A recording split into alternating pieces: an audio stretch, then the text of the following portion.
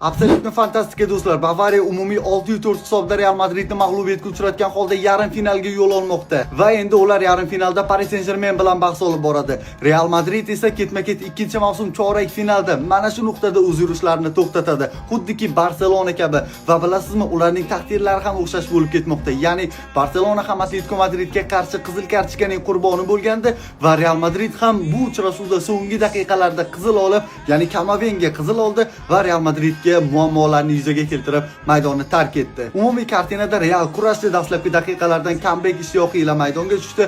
Arda Gülerning uzoqdan kiritilgan goli, jarima zarbasidan urgan goli, Kylian Mbappening o'sha hujumlari, Viniciusning qanotdan yorib kirishlari, umuman olganda Real harakat qildi. Lekin Bavariya epizodlarda hal qilib ketdi, qarshi hujumlarda hal qilib ketdi. Olise, Harry Kane, Luis Diazlar baribir o'sha uchlik o'z so'zini aytdi do'stlar. Mavsumdagi eng yaxshi hujum triyolaridan bo'lgan bu safar ham o'yin taqdirini hal qilmoqda. Real Madridga keladigan bo'lsa, ko'p ehtimol madridliklar bu mavsumni ham sovrinsiz yakunlaydigan bo'lyapti. O'tgan mavsum ham shunday bo'lgandi va bu mavsum ham bu ish takror bo'lyapti.